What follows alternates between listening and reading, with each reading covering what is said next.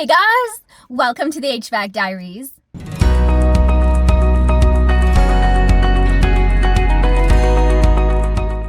Today is Saturday, February 18th, and this is my weekly HVAC vlog. Actually, it's my first official HVAC vlog since attending refrigeration school back in November, and then attending the AHR Expo in Atlanta last week. I can't believe it's all over already. I've been waiting for both of those things for over a year, and now they're just over. I got my official exam results back on Monday, and I'm glad to say that I officially passed the course, and I'll be attending my level 4 in February of 2024, which feels like a lifetime away, but again, it's gonna sneak up on me really quickly, so I'm excited that my career is progressing, as slow as it may be. I had a really good first week back. It was a good combination of the types of work we did and the intensity of work we did. We did an installation and a few service calls and even got a few maintenance services done. It was a good week. So why don't I start with a montage of some of the jobs that we did this week, and then I'll talk about some of them. I'm probably going to talk a lot this week because I'm just so excited. I want to tell you guys about everything, even though it's probably about a bit of an overshare this week, but whatever. So here are our service calls.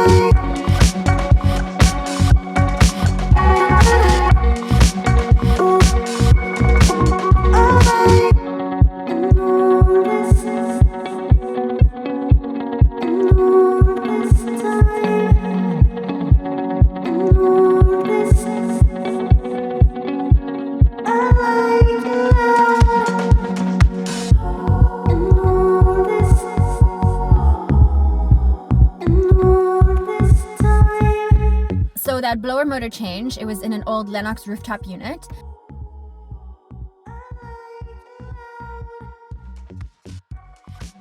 And it was honestly probably the easiest motor change I've ever had to do. It was so easy. The motor literally just like slid right out of its space. I didn't even have to take the blower like assembly out of the unit. I kept it right in place.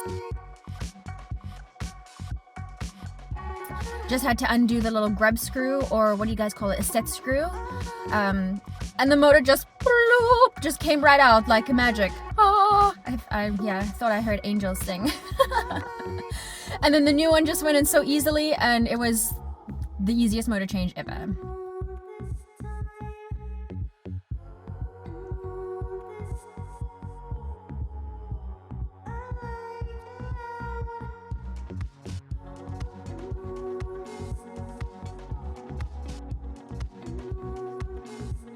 So we had 2 days of really fair weather this week without any rain. So we took advantage of those by doing some maintenance services and filter changes.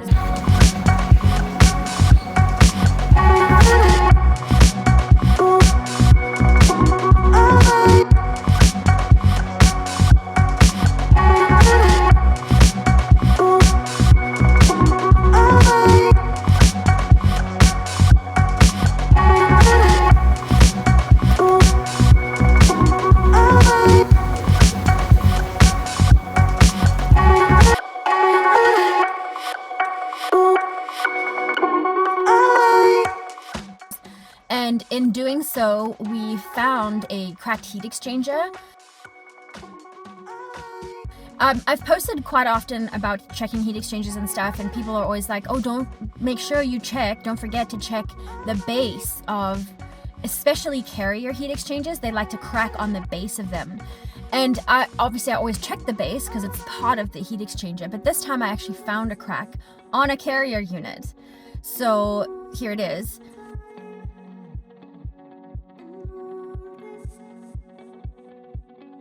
And you'll see, you're not supposed to, yeah, you can see that blue flame through the crack. That's obviously like a very obvious crack and hole. So we had to unfortunately shut down the heat to that area. It's for a show, it's like a showroom kitchen, like a show kitchen. They do demo cooking sessions and stuff there.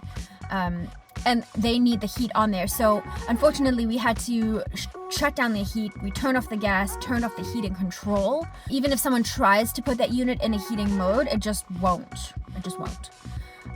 So the fan will still run, but the unit won't work in heating mode. It's at least 20 years old, so we have recommended that they replace that unit. And luckily, miraculously, there is a unit available for us locally immediately. So we don't have to wait 40 weeks, which we've been waiting for like last year. So our installation job was earlier in the week.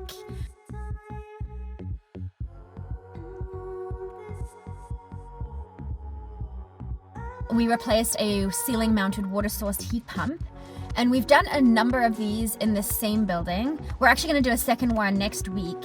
We've already prepared the old unit and brought it down already, so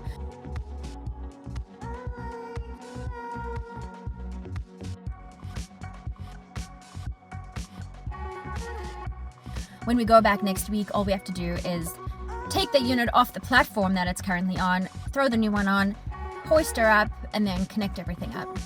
And what's really cool about these jobs, I've said this before now, is I think that I could actually do one of these water source heat pump replacements on my own now. I mean, other than the fact that I have to lift the unit up onto the platform, which is tricky in itself because the platform is higher than my shoulders. And so sometimes just lifting the unit like with your hands like this, and then you got to get it like this to put it up is a little tricky. So it's kind of all hands on deck. The one that we did last week was this little small guy. It was a 12K unit, so my brother and I could just easily lift it up and down.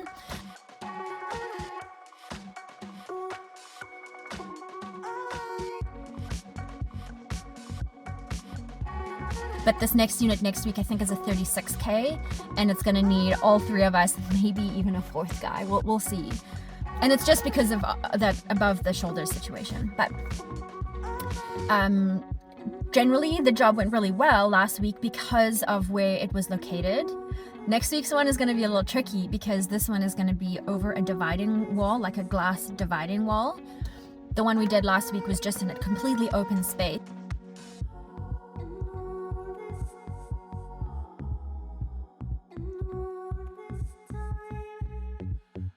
And we're doing them right now because the space is empty. They're going to get new tenants in there in about a month or so. And these ones we're replacing proactively because they are all 22 units. And we have been like consistently replacing these units. And that genie lift is definitely the star of the show. It operates with CO2 and a little like push button, and it's the easiest thing. It just, it's so easy.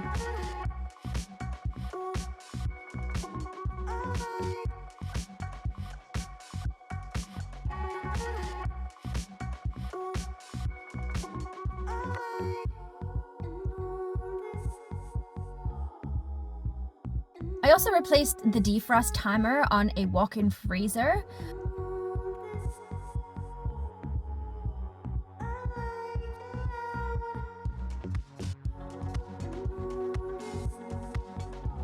Yesterday, my dad and I spent most of the day inside of a minus 22 degrees Celsius freezer.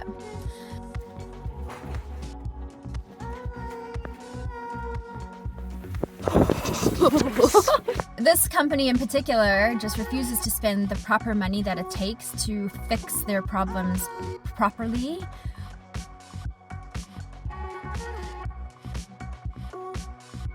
we always have to do these little band-aid fixes for them. But finally, they allowed us to repair or redo the drain line inside of their blast freezer. It had actually burst open and it's formed this like ice waterfall below it.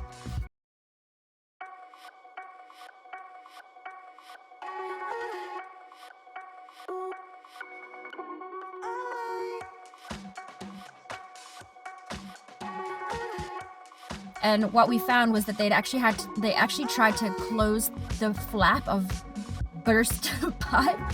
They closed it and then they JB welded it.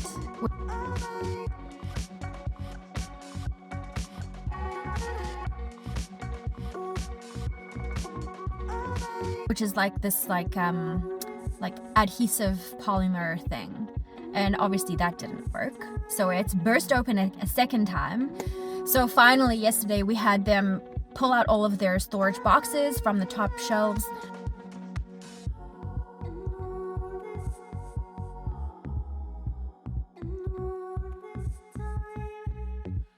And we removed that pipe completely, that drain pipe, and added a completely new one. So it's a new pipe. We've got a new heat trace in there. We used this new to us. It's a self-regulating heat trace that you can cut down to size. And it's really cool actually. You just kind of make your connections on the one side.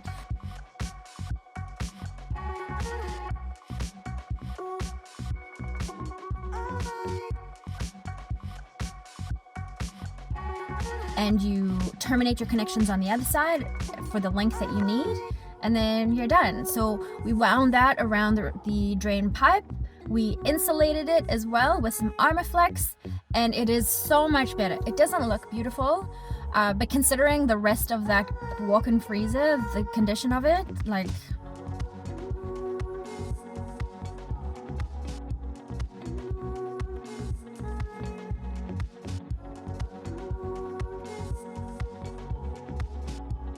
There's ice literally seeping out of the sides of the walls and the floors.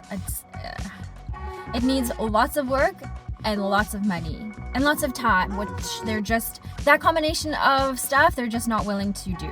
So we are band-aiding them as we go, but this one was an actual proper fix, so we're pretty pleased about that.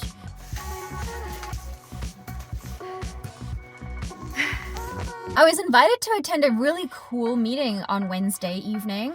I had to do my quick Superman change. I call it a Superman change, but it doesn't involve a telephone booth, obviously. It just means that I get changed really quickly. So 15 minutes, boop, boop, in and out. And yeah, I attended an ASHRAE meeting where they had a speaker in from Denver, Colorado. She is a past president of her local ASHRAE chapter, and so I was invited to meet her. And we had such a great conversation. I kind of monopolized her time. I sat beside her and we just had such a great conversation about women in the industry and how that's looking for the future and how we can retain women rather than just recruit them. And it was such a wonderful opportunity to be there. And yeah, I just really appreciated being in that room. Even though it was a room full of lots of guys that look like my dad, there's lots of older gray-haired gentlemen in the room. And I think I want to spice things up a little bit. We need some change. You'll be pleased to know, well, some of you will be pleased to know, sometimes I get comments from you guys saying, those old analog gauges back there need to go. Well, my friend Aiden from Instagram gave me this at the AHR Expo, and I spent the week finding these hoses because I specifically wanted short hoses. I wanted a 36 with the anti-blowback connections on them. So I'm excited to put these together and use them, and they'll also become my new background. So there you go. That's all I have for you today, you guys. Thank you so much for joining me on this week's episode of the HVAC Diaries HVAC vlog. See you next week. Make it a good one.